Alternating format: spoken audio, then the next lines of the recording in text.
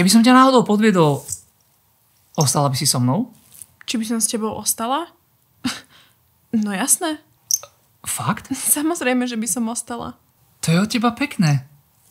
To máš tak miluješ? Jasné, veď spolu žijeme. Čakáme spolu dieťa. Máme spoločnú firmu. Hypotéku. Spoločné auto. Presne. Takže jasné, že by som s tebou ostala. Až do konca tvojho tragicky veľmi krátkeho života.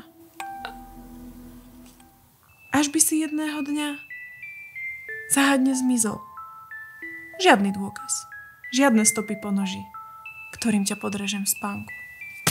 Potom, čo sa zbavím tela a spálim periny, roztraseným hlasom zavolám na políciu.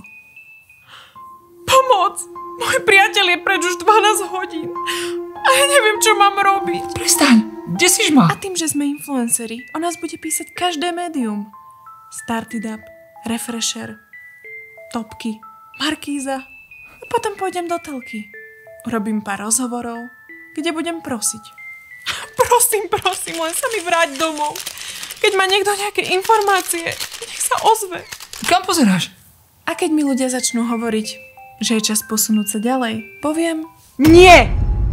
Každú chvíľu tými dverami môže vojsť a vrátiť sa ku mne. Objať ma a dať mi pusu. Dosť, Sara, prestaň. A potom prejde dlhá doba. Naozaj dlhá. Povedzme 5 rokov. A ja predstúpim pred médiá, urobím veľkú tlačovku a oficiálne ťa vyhlásim za mŕtvého.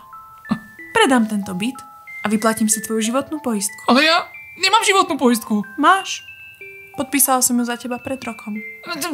Čo? Kúpim si nejaký väčší byt v Bratislave a nájdem si krásneho, vysokého, modrookého chlapa.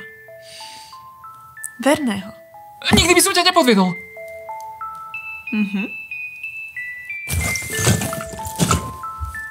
Kam ideš? Zruši si poistku.